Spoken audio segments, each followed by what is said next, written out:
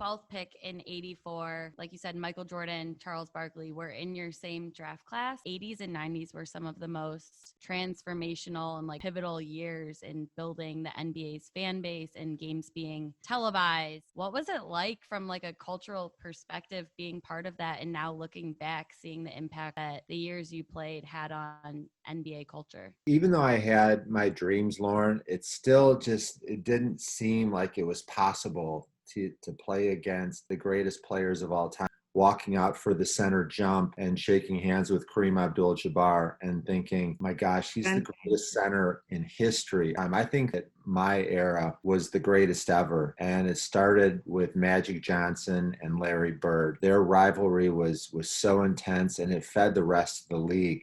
I know that current fans will say, well, players today are more athletic. They can all shoot threes. I still think the game is won with physicality and toughness and size and rebounding. Do you think that being a player, being on the other side of the camera, hearing the questions, knowing what you enjoyed answering as a player, didn't enjoy answering, do you think that that has kind of molded you to become a great broadcaster? The stories and the observations and the game film you watch as a player prepares you to a certain point. But I remember my first game ever as a broadcaster. Wow, that was a nice shot. And that doesn't work. I started to learn that, well, I know they ran a play with a single double screen on the baseline and the defense hedged and he faded back to the corner. Like, that's the kind of information that fans want to hear. In one of your recent podcast episodes, you talk about a lot of the sacrifices that NBA players are having to make in the bubble. We're seeing a lot of other sports leagues not working.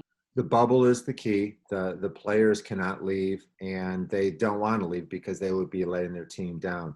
So the key word there is accountability. They have rules and they have to follow them. And number two is the testing. You just have to know that everybody's starting out the day and they're safe, and that gives everybody the confidence that they can go out and play.